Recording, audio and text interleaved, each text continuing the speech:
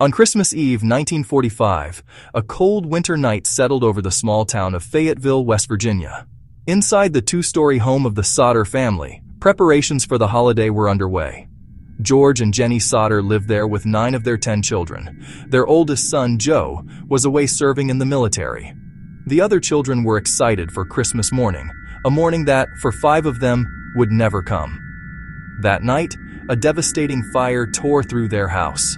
In the chaos and aftermath, a mystery was born that would haunt the family and baffle investigators for decades to come. The central chilling question remains unanswered to this day. Did 5 children die in the flames, or did they vanish into the night? The Sodder family was a large and lively one. George, an immigrant from Italy, and Jennie, also of Italian descent, had built a life and a successful trucking business in West Virginia. Their children were John, Joe, away in the Army, Marion, George Jr., Maurice, Martha, Louis, Jennie, Betty, and Sylvia. Around 12:30 a.m., Jennie was awakened by the telephone ringing. An unfamiliar woman asked for a name she did not recognize. Jennie hung up, noticing the lights were still on and the front door unlocked. She assumed the older children had forgotten to turn things off before heading to the attic where they slept. She turned off the lights, locked the door, and returned to bed. Around 1:30, a loud bang on the roof was followed by a rolling sound. She dismissed it, but a half hour later, the smell of smoke filled her room. She discovered a fire in George's office, originating from near the fuse box and telephone line. The house was rapidly filling with smoke and flames. In that moment of pure panic, the family's world was torn apart. They fled into the freezing night air. George and Jennie Sodder, Marion, George Jr., Sylvia, John, visiting. They realized 5 children were still inside. Maurice, Martha, Louis, Jennie, Betty. George tried to get back inside, breaking a window and cutting his arm. He ran to find the large ladder he kept against the house. The ladder was inexplicably missing. He tried his trucks to reach the attic. Neither would start, though they'd worked the day before. Helpless, the family watched their home burn to the ground. The fire department did not arrive until morning. Chief F.J. Morris and a small crew found only a smoking ruin. A cursory 2-hour search found no bones, no flesh, no physical sign of the 5 children. Officials concluded the timber construction fueled a fire hot enough to cremate the bodies. The coroner issued 5 death certificates, citing fire or suffocation. George and Jennie were unconvinced. Appliances and materials remained intact. How could every trace of 5 people vanish? A crematorium employee told them bones remain even after 2 hours at 2,000 degrees. The Sodder home burned roughly 45 minutes before collapse. The stone chimney and basement furnace remained largely intact. For the Sodders, the lack of remains wasn't a mystery. It was proof their children were alive somewhere. As the initial shock wore off, George and Jennie began to piece together a disturbing pattern of events. These details were like breadcrumbs leading away from a tragic accident. They pointed toward something far more sinister, a planned attack. The family's telephone line was deliberately cut. This explained why George could not call the fire department from a neighbor's phone that night. Someone sought to isolate the family and delay any response. George Sodder, an outspoken critic of Benito Mussolini, had received threats. A traveling insurance salesman warned after rejection that George's house would go up in smoke and his children be destroyed, blaming his comments about Mussolini. Another stranger ominously said their fuse boxes would cause a fire someday. A man was seen stealing a block and tackle shortly before the fire. This could explain the disappearance of the heavy ladder George always kept by the house.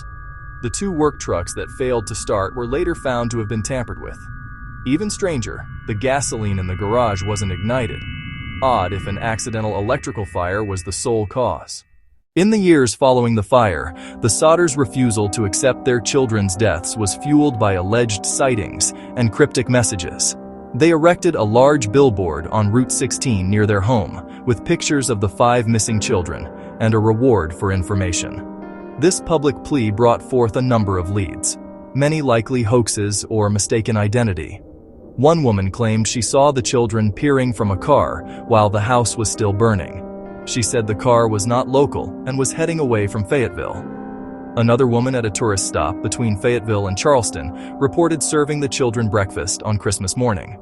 She recalled they were accompanied by 2 men and 2 women of Italian extraction in a car with Florida plates.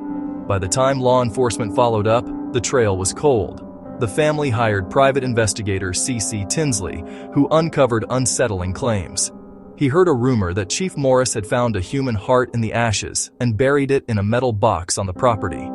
Years later, a box was unearthed. Inside was a beef liver, untouched by the fire. Over the years, Jennie received letters claiming the children were alive and well, often asking for money in exchange for information. In 1949, a man named Sam Stone claimed he had seen one of the Sodder children alive in the South. Inside was a photograph of a young man who looked strikingly like Louis.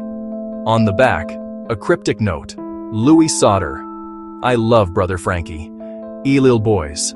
A 90132 or 35. A detective hired to pursue the lead vanished after taking their money. 3 primary theories emerged, each with support and contradictions. First, the official theory. The 5 children died in an accidental electrical fire. They may have been trapped in the attic. George could not reach them. Response was delayed. But no remains were found.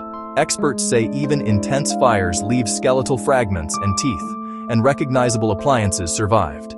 It doesn't explain the cut phone line, missing ladder, tampered trucks, and prior threats. Second theory, the children were kidnapped and the fire was a diversion, supported by sabotage and post-fire sightings. But kidnapping implies a complex, multi-person conspiracy. 5 children, ages 5 to 14, removed from a burning house without witnesses, while the family fled and raised the alarm. No ransom note, no definitive contact from abductors, aside from the Louis photo.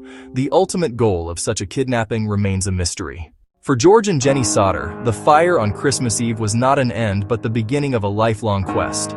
Their Route 16 billboard became a local landmark of hope and pain. The reward climbed to $10,000, but no lead resolved the case. They chased every lead, petitioned the FBI, and hired multiple investigators. They spent thousands printing flyers and traveling, the search consuming the family. A 1952 dig found small vertebrae later judged unburned and from someone aged 16 to 22. None of the missing children. George died in 1969, a year after receiving the mysterious photograph, never knowing what happened. Jennie wore black in mourning and tended a memorial garden on the site instead of rebuilding. She passed in 1989. After her death, the family finally took down the time-worn billboard. Today, the family still owns the site in Fayetteville, marked by a simple plaque to the 5 missing children. A quiet place, a physical testament to enduring love and lingering questions. Today, the case remains officially open but inactive. One of the 20th century's great unsolved mysteries. Amateur sleuths and true crime enthusiasts still study it. Sylvia, who was 2 at the time, has lived with the questions and believes her siblings were taken. From the rushed conclusions to an unsecured scene, the investigation was flawed. What happened to Maurice, Martha, Louis, Jennie, and Betty? After all these years, silence is our only answer.